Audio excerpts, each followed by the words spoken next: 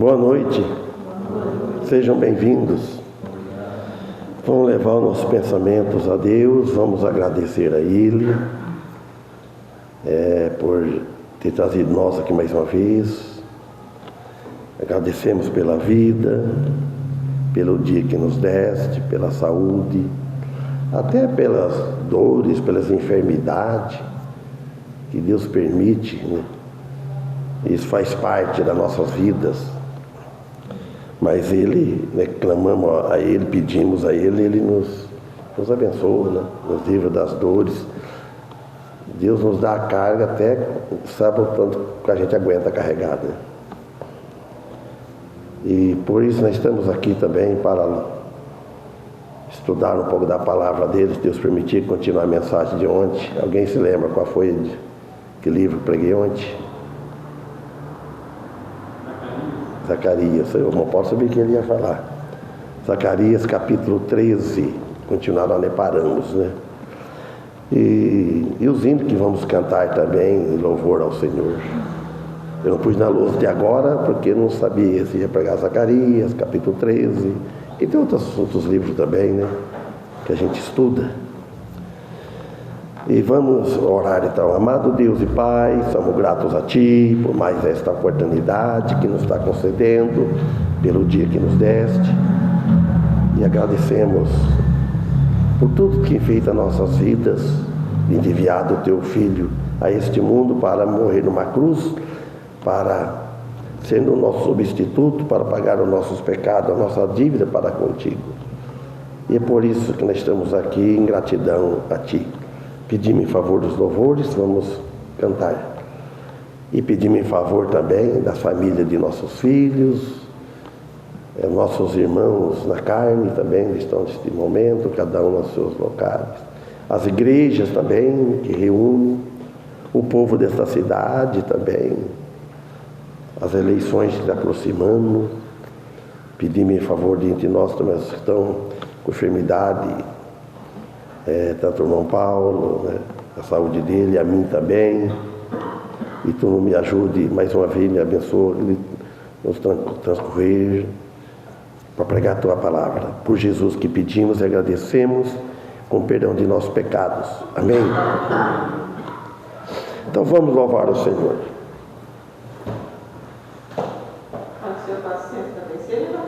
Qual? 476. 476?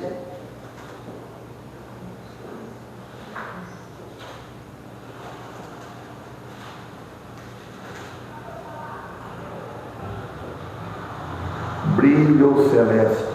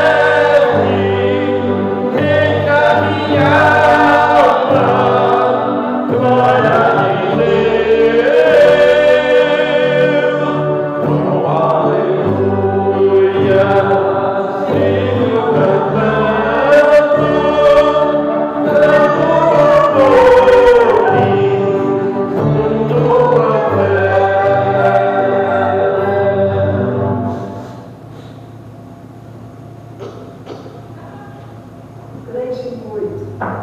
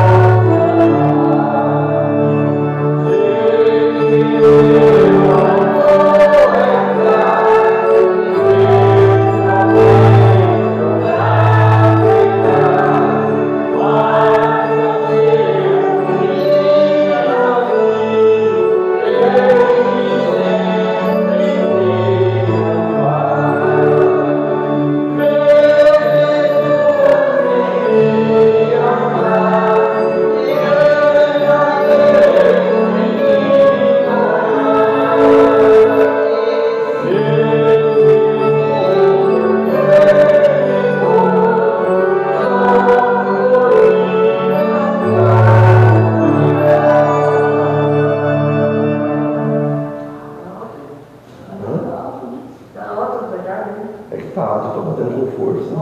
387.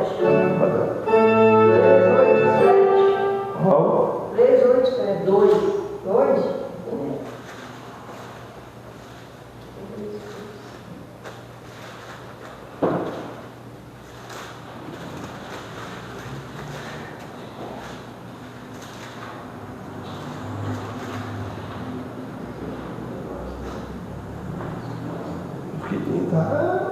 Deixa eu trocar direito.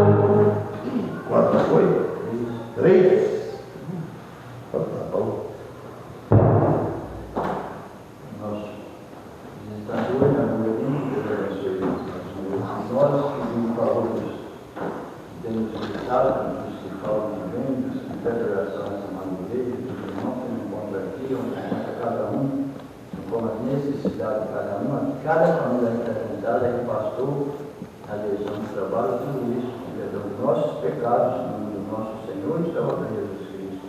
Amém. Amém. E os pedidos de oração? Dá ou não? Se não der, então tá bom. Então, o irmão Paulo vai dirigir os pedidos de orações. Vocês podem fazer os pedidos. Aí ele faz como ele achar melhor.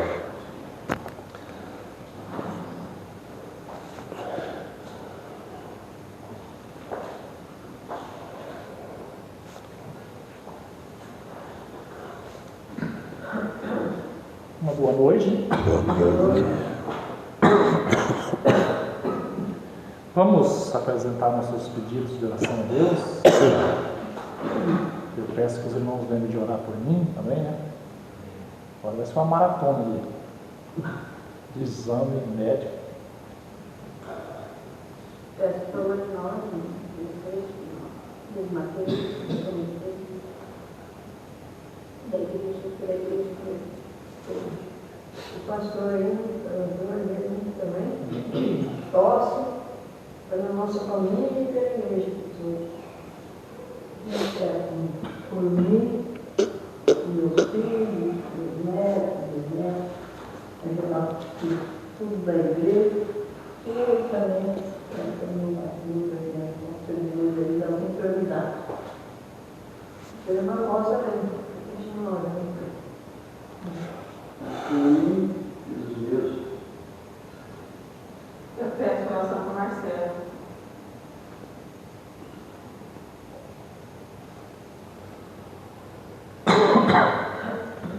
Só para não deixarmos no ar aí, que eu falei agora é maratona de exames, né? Eu fui em Marília, fiz um outro ultrassom na quinta-feira. Agora deu quebra dos dois, os dois. Já tem atacado bem, passei bem mal semana passada. Espero o final de semana agora também, sexta noite, sábado, hoje até umas horas. Assim na base do soro, né? Que a coisa dói. Vamos ver, a partir de amanhã eu vou ter que caminho tomar. E já está marcado para quarta-feira da tosse. Vocês pegaram a dor, estou falando. Estou ligando outros.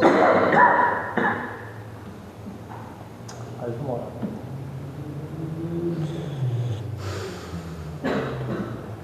Senhor, primeiramente, quero pedir perdão pelos meus pecados, né, muitas faltas. Amém. E te colocar nas tuas mãos nossas vidas, né? Aqui a minha, do pastor. O Senhor é dono de tudo, conhece tudo, está no controle de tudo, né? Sabe a direção dessa igreja. Essa enfermidade que tem nos pegado aí, que o Senhor possa, se for da sua vontade, né, que o Senhor possa estar nos livrando.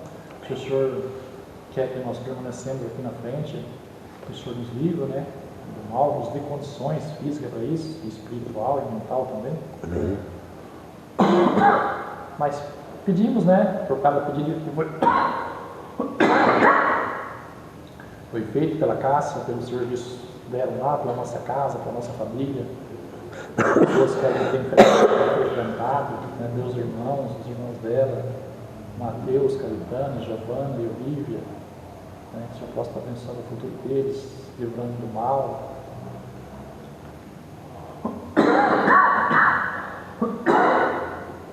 Pela irmã Maria José, né, tudo que ela pede, pela irmã Rosa lá, né, que o Senhor possa estar abençoando, que ela possa, esse desejo que ela manifesta ter de vir até a igreja, que o Senhor possa estar dando isso a ela, essa alegria a ela.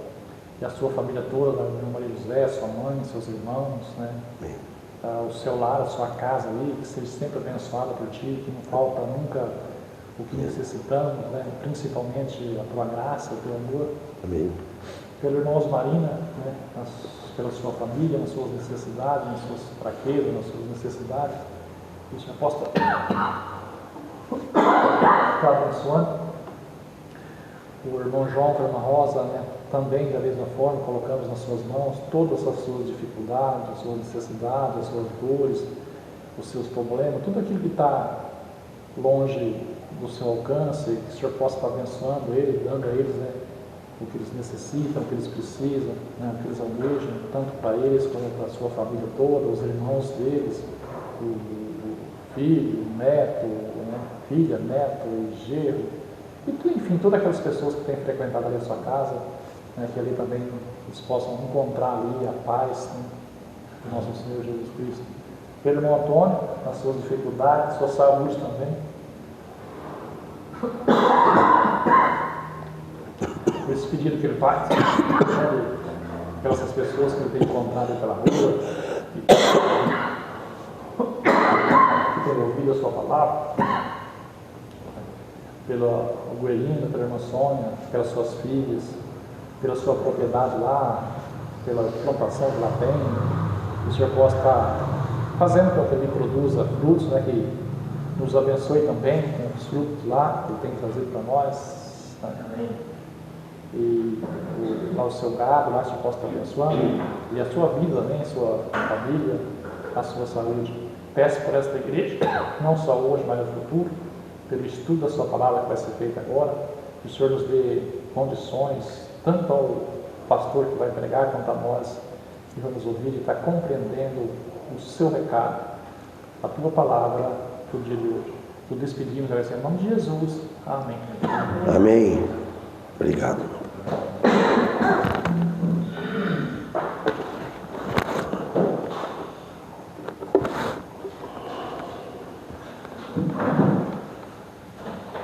Bom, os que estavam ontem à noite estão hoje aqui novamente, é o mesmo, né? Então, o estudo Zacarias, foi Zacarias, nós fomos no versículo até 15/8, 16, até o versículo 6.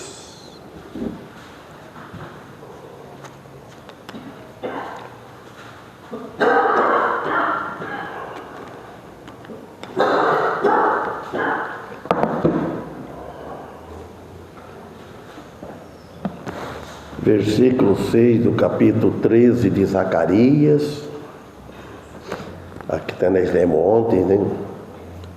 E se alguém lhe disser que feridas são estas nas tuas mãos, dirá ele: são feridas com que fui ferido em casa dos meus amigos. Então essa na volta de Jesus agora, a segunda volta, a vinda, né? Ele vai mostrar, eles vão ver ele, né?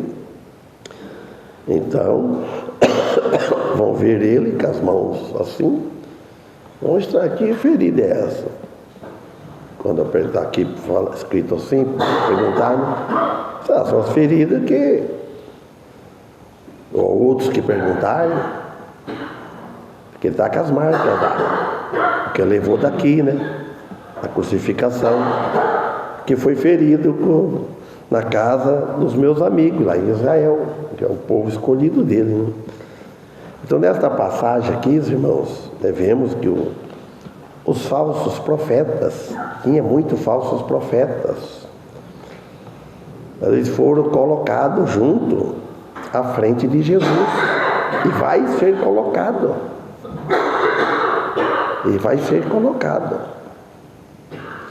Olha, irmãos, na segunda ressurreição, que vai ser no final do milênio,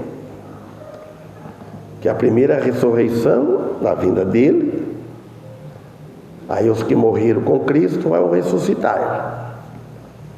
Nossa, esse é bem-aventurado, a Bíblia fala, os que tomarem parte da primeira ressurreição, porque o que ficar para a segunda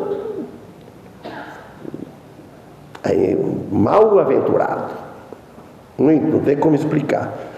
Então, na segunda ressurreição, aí vai ter o julgamento, tanto do tribunal de Cristo, que é do lado da direita, da direita dele, da destra, e da esquerda é o grande trono branco, o trono branco.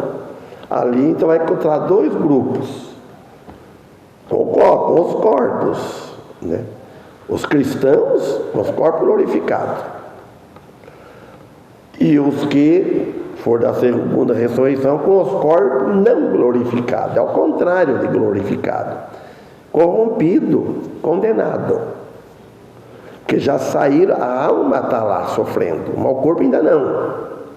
A gente tem que entender isso. O corpo está, tanto do cristão como do não cristão, estão dormindo, o corpo dorme.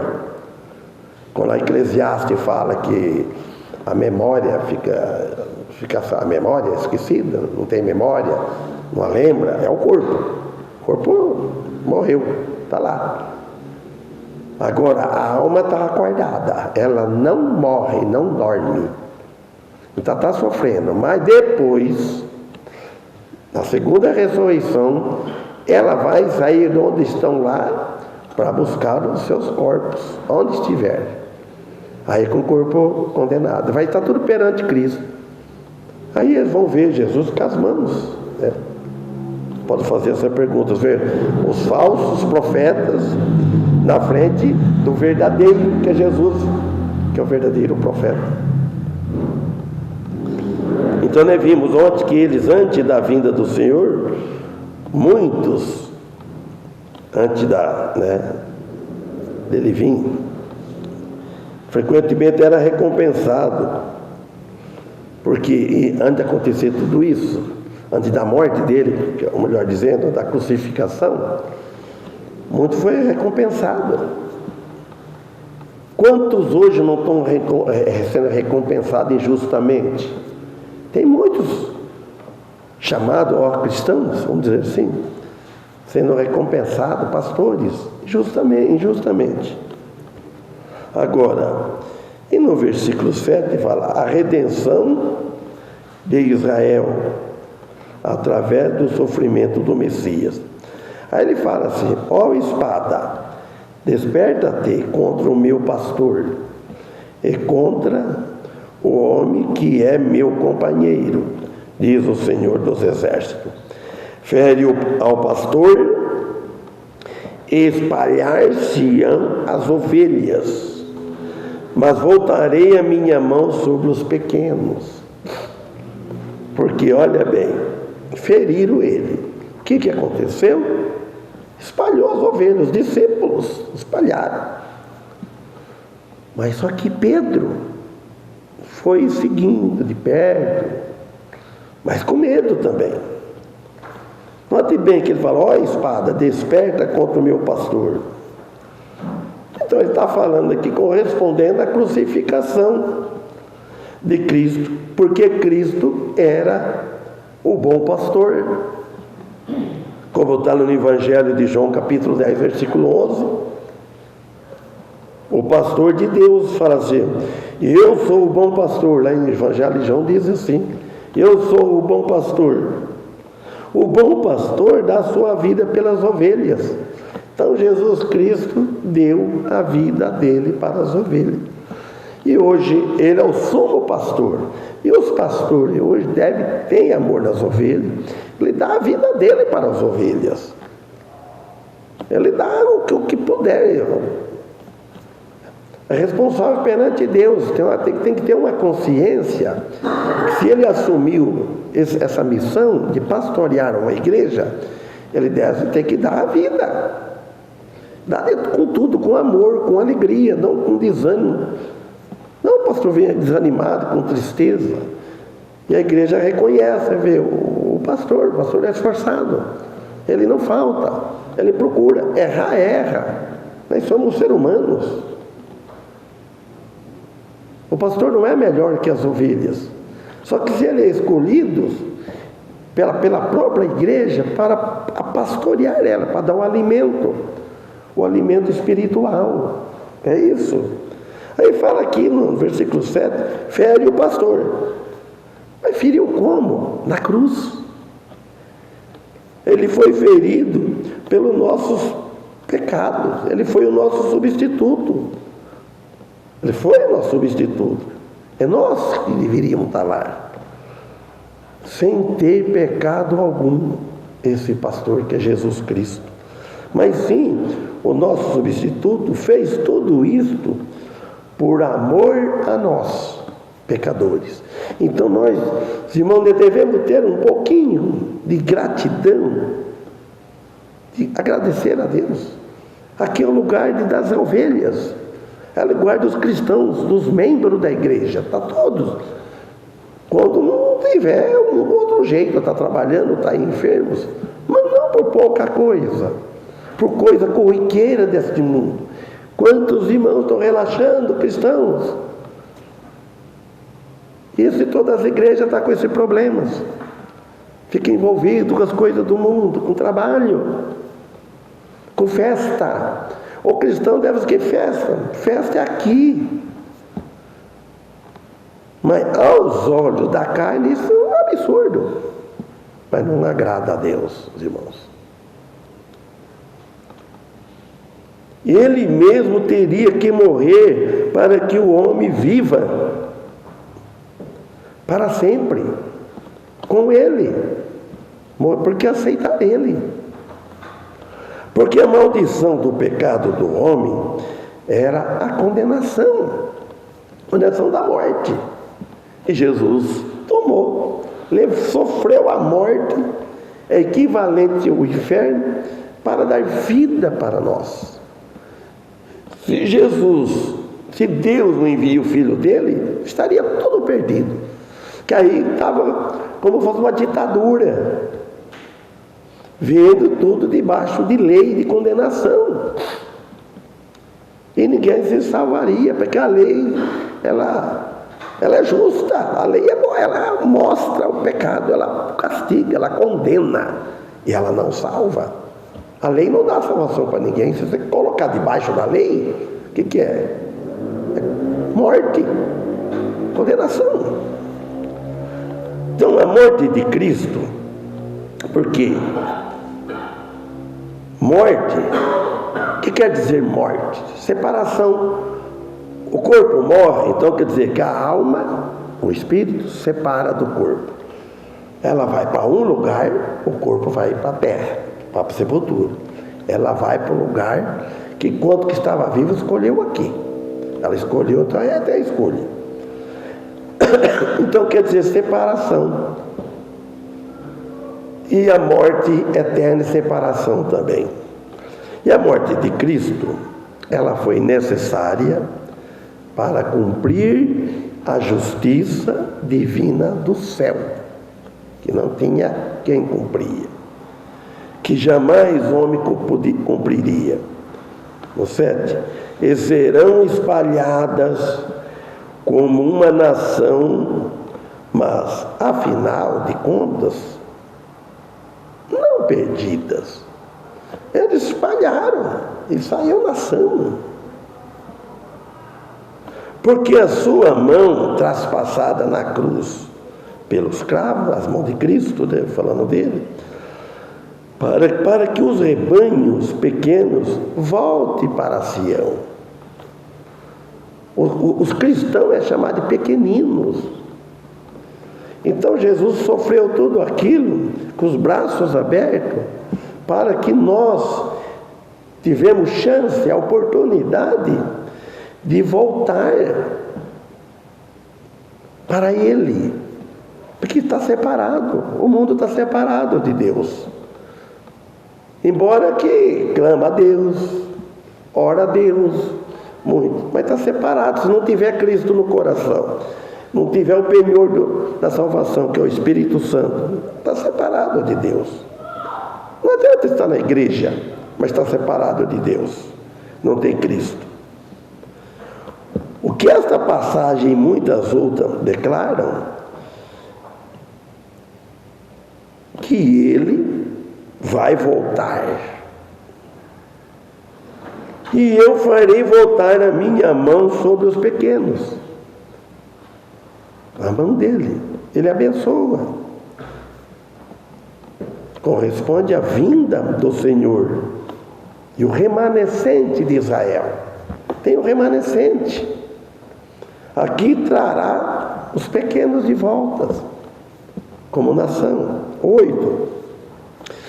E acontecerá que em toda a terra, diz o Senhor, que as duas partes dela serão extirpadas e espiarão, mas a terceira parte restará nela. Irmão, este versículo, ele corresponde à grande tribulação. Mas, em particular, a última metade dessa época, ela é espantosa, que é a última parte do sofrimento. Então, Zacarias tinha previsto, já isso antes, que 2/3 da população de Israel morrerá durante esses últimos 3 anos e meio da grande tribulação, que o primeiro 3 anos é 7 anos, é a semana de ano, 7 anos. Em Daniel nós estamos estudando isso, depois no capítulo 9 vai falar tudo isso, da semana de anos. Olha, nas quarta-feiras, né? 7 anos, 3 anos e meio de paz, governo bom, aí ele conquista, aí ele abraça. Aí vai tudo. Mas o anticristo. Mas depois dos 3 anos e meio ele mostra. Então, os últimos 3 anos e meio, deixando 1/3 para trás, para lutar contra o anticristo no Armagedon. E compor a nação que nascerá na segunda vinda de Cristo. 9. Eu farei passar esta terceira parte pelo fogo e purificarei como se purifica a prata e a provarei como se prova o ouro. Versículo 9. Ela invocará o meu nome, está falando aqui no versículo 9, e eu a ouvirei, direi, é meu povo, e ela dirá, ó Senhor, é o meu Deus. Aí no final ela vai ver ele, aí ela vai crer. A frase, e essa terceira parte eu farei que passe pelo fogo, refere-se àqueles que ficaram com vida depois da batalha do Armagedon. Que o anticristo, a guerra vai matar tudo. Então ficou a terceira parte, a qual olhará para ele, a quem eles trapassaram. É a nação, porque os que ultrapassaram Jesus estão mortos, mas como nação, o remanescente é culpado. Ele é culpado, é só culpado. Aqueles mesmo, eles vão estar lá aguardando a segunda ressurreição. Então vai ficar o remanescente. São culpados. Então, eles ficaram com vida, escaparam ileso da batalha do Armagedon. Então ela vai olhar para eles, o qual olhará aquele que vai olhar, a quem eles traspassaram. Só que eles vão olhar e vão se arrepender. Está assim em vida, né? Depois da morte, porque na morte não tem mais chance de arrependimento. Eles arrependerão. Já não é mais pela fé. Os que arrepender pela fé, esse aí não vai passar para a grande tribulação. Quando Jesus vier, ele vai ser salvo antes, quando Jesus vier, ele não abrir e fechar de olho, ele é seu corpo glorificado. Mas aquele que é salvo já não nasce, não tem mais, é vivo, está vendo pela fé. Mas por ver ele pessoalmente, nós não vamos ler, mas no capítulo 12 para trás, do 10 ao 14, fala e explica isso também, quase as mesmas palavras. O fogo, a gente sabe que fogo queima. Infeliz quem cair no fogo. Fogo. Aqui fala o fogo é a grande tribulação, a qual Jesus mencionou em Mateus 24 e 21. Ele fala aqui ainda, ó, e a purificarei como é purificada a prata. Eu estou usando os artigos, né? Que purifica o ouro, passa pelo fogo, né? E os provarei, então vai provar, é uma prova. Como se prova o ouro. Quando nós estamos passando com provas, irmãos, às vezes a gente passa com Deus permite, prova nós.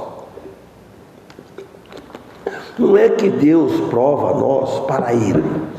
Ele sabe todas as coisas, mas Ele pode provar nós para outros.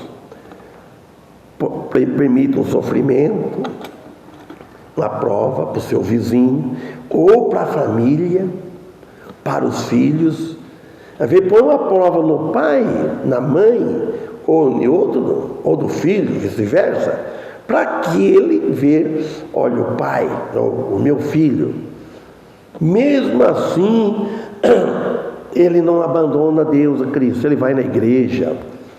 Mesmo assim não vê ele murmurando, porque a pessoa que não tem Cristo, ela fica revoltado. Então, nada está bom. Então, Deus permite, prova.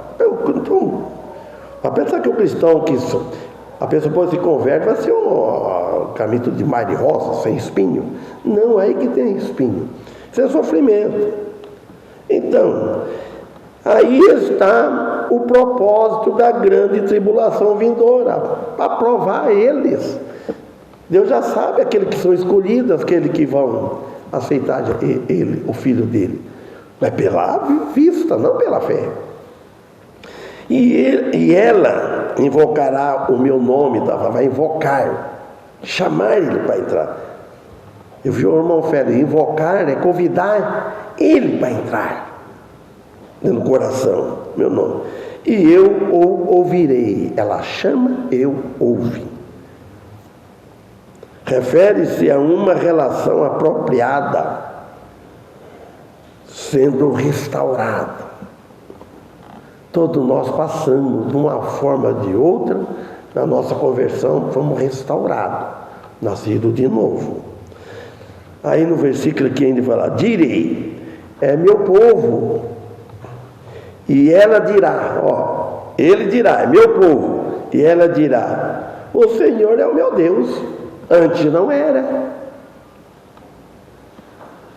Então corresponde ao remanescente. Sabe o que é o remanescente? A palavra remanescente quer dizer um resto. O anticristo vai fazer uma desordem, vai acabar. E vai ficar um resto. Aqueles não.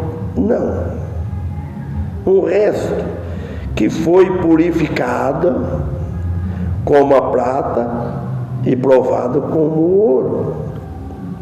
Se arrependerão como o resultado, a outra vez eles serão propriedade do Senhor, como ele diz, meu povo é propriedade dele, é dele, e nós somos propriedade do Senhor. Nós não somos propriedade mais do maligno. O diabo não tem poder na nossa vida, nossa alma, de tirar a nossa salvação. Ele tem poder em nós, nos fazer não tropeçar com uma coisa, até quando Deus permite. Nessa época, irmão, a profecia de Oséias se cumprirá e me chamará, e nunca mais me chamará Baali. Isso em Oséias 2,16 significa meu povo. Agora, irmão, como terminou o 13, vamos iniciar o capítulo 12. Não, voltar para trás, capítulo 12. que nós não estudamos lá, então, peso da palavra, porque eu queria começar no 12 ontem, eu fui para o 13, né? Então, peso da palavra do Senhor sobre Israel, versículo 12, porque é o mesmo assunto. Fala o Senhor, o que estende o céu e que funda a terra e que forma o espírito do homem dentro dele. Olha bem, começa com uma declaração solene, quer dizer, com seriedade. É para ter respeito com a palavra do Senhor. Então nós devemos, irmão, valorizar a palavra do Senhor, respeitar quando o Senhor diz não e quando Ele diz sim, obedecer. A palavra do Senhor é para ser obedecida. Nós precisamos ter muito cuidado, nós como cristão, como filho de Deus, de desobedecer a palavra do Senhor. A mensagem é de grande importância. Ela conduz um impacto, sabe? Não apenas para Israel, mas também para todas as nações em redor. E nós estamos hoje para nós. Aquele tempo não tinha o Brasil. Quantas nações não tinha? Hoje temos. Quando escreveu a Bíblia, para o mundo todo, para o futuro. E a mensagem é de grande importância, a mensagem da Bíblia. Ela conduz um impacto forte, como o pastor Carmo falava. É como uma bomba atômica, se ela entrar dentro do coração da pessoa, ela explode, ela faz transforma tudo novo. Você lembra como o pastor Carmo falava? Bom, é como uma bomba atômica, entra. A descrição do Senhor como aquele que estende o céu e que funda a terra, essa é registrada em Gênesis também, que todo conhece, Gênesis 1:1. No princípio, criou Deus o céu e a terra. Pronto. Primeiro Ele criou, Deus, o céu e a terra. É que forma o espírito do homem dentro dele. Então ele ressalta aqui o poder da sua palavra sobre tudo e todos.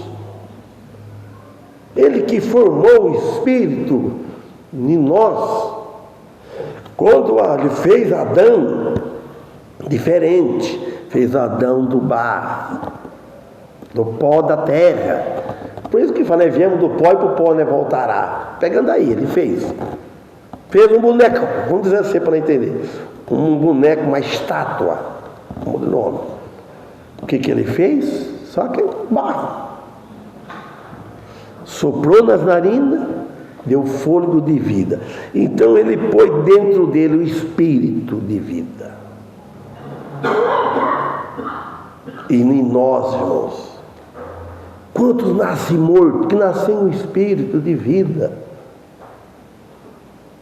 Ao 2: eis que eu farei de Jerusalém um copo de tremor para todos os povos em redor, e também para Judá. Ele já fixou, durante o cerco contra Jerusalém.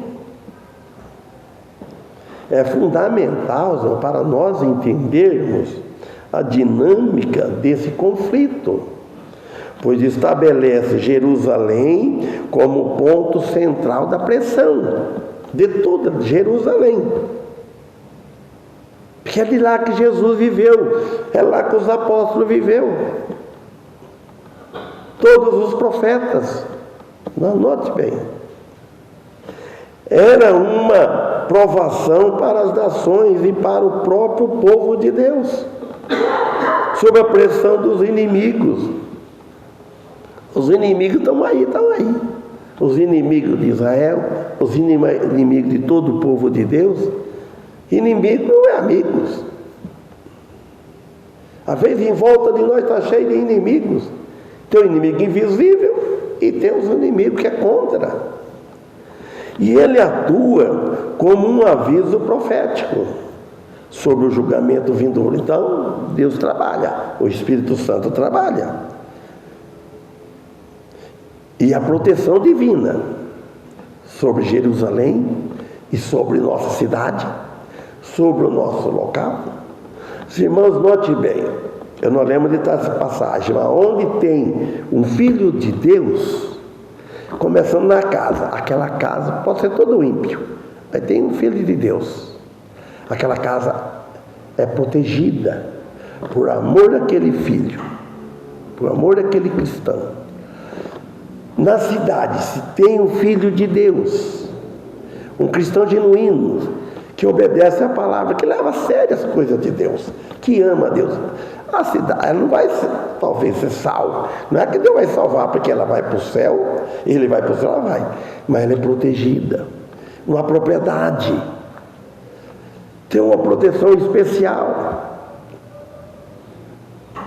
Deus às vezes não permite certas coisas na família para não ver o cristão, o filho dele, sofrer. Deus sabe até quanto nós aguenta o sofrimento. Não é fácil, você vê um filho chorando, um filho doente, um neto se desviando, qualquer coisa parecida. Abala quem? Nos pais. Nem que não seja cristão, mas abala. Quem é que quer mal? Eu quero ver meus filhos, netos, melhor do que eu, bem. Eu vejo a mulher, a dor é em mim, eu fico em mim, eu sei como é que está. Eu falo para eu prefiro que a dor for nela que seja em mim. Em mim, não sei se vocês pensam assim. Porque em mim eu sei. Agora, o outro, é dor difícil ver uma pessoa. E ela assim também. E é vice-versa. Tem vez que fala assim, eu já sei que fica brava tudo, mas é por amor, né? A gente briga tudo, essa conversa aí hoje, né? Fala coisa. Hoje de manhã eu estou bastante coisa hoje. Hoje aconteceu uma coisa bem complicada aqui hoje, né? Então, mas eu notei bem, mas as coisas é por amor. A mulher vê o marido, chama de teimoso, né? Às vezes é um jeito, né? E pronto, ela perde a paciência também, mas tudo por amor. Quem corrige que ama. Agora se deixar que se vire para lá. Agora você imagina só, uma casa com um monte de filhos, de 8 a 10. Aí, mas eu não vou falar nada, viu? Aí é difícil. Aqui no versículo 3 falando, e acontecerá naquele dia, ó.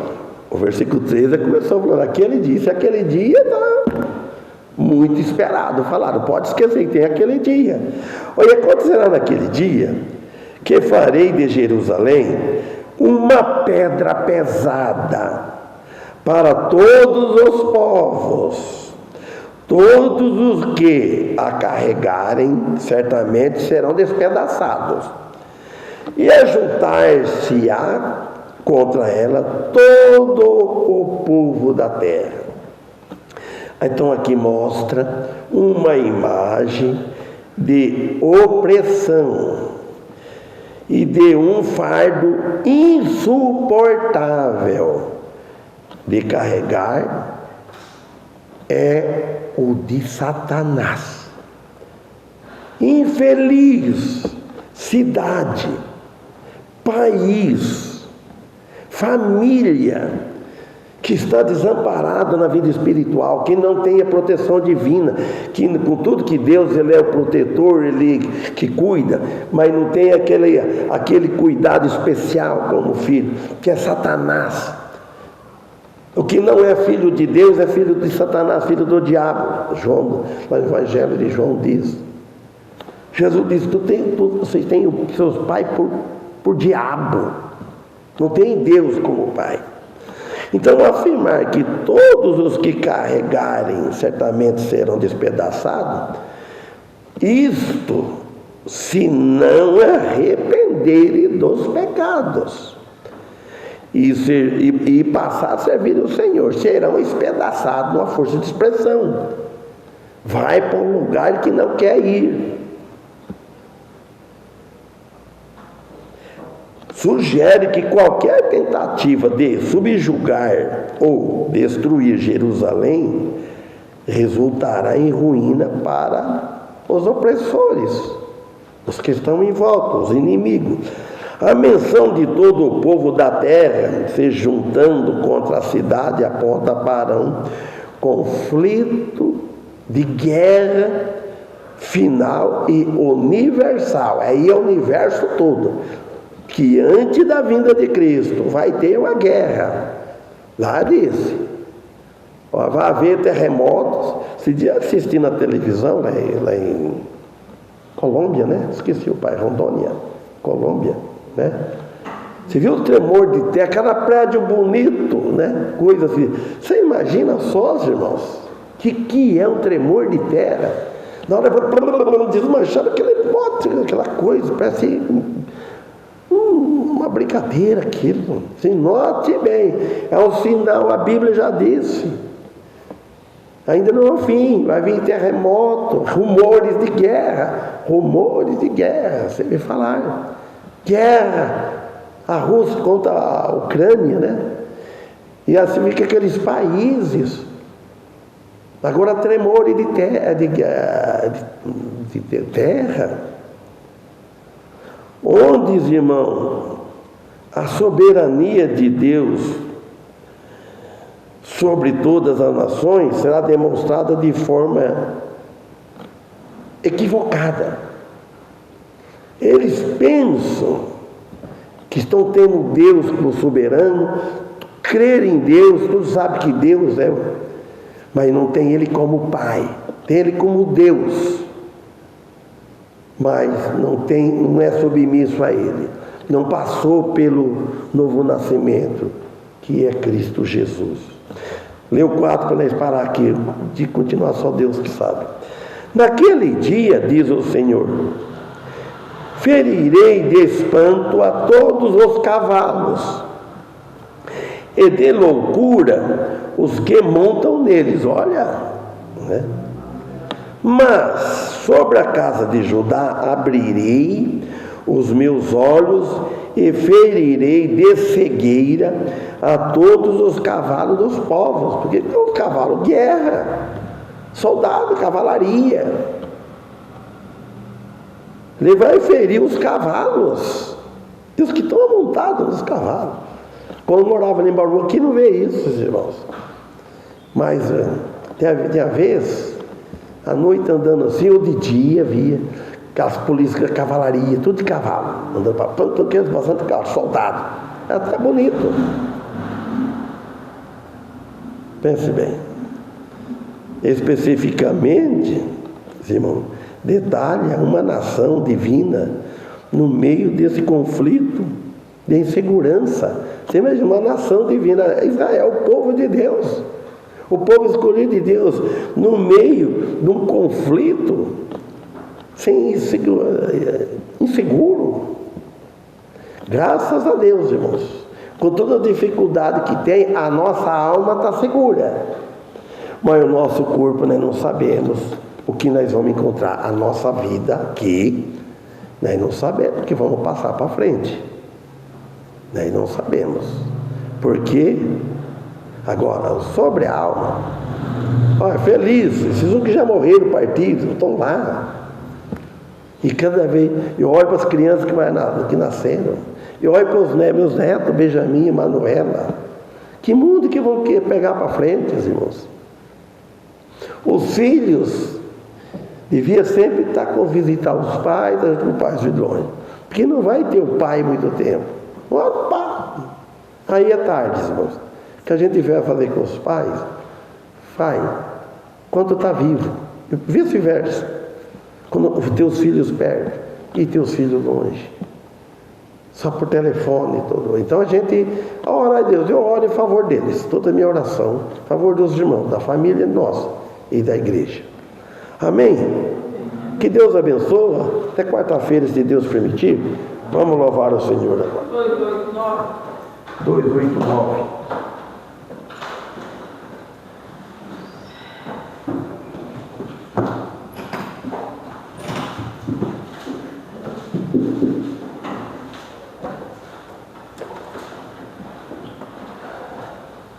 Primeiro eu tirava da caixa, falei, ninguém, agora faz.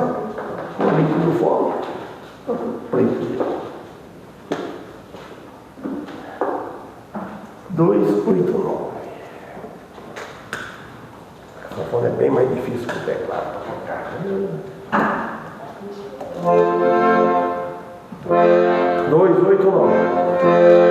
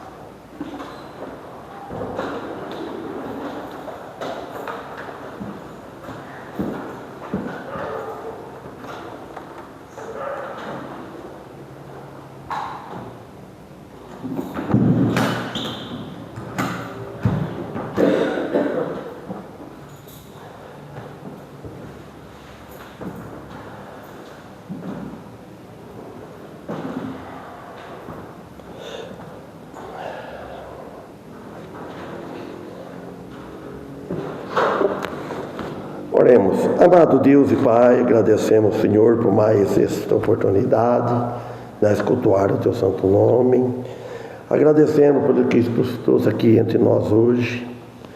E agradecemos pelos louvores, agradecemos pela mensagem e agradecemos pela salvação eterna.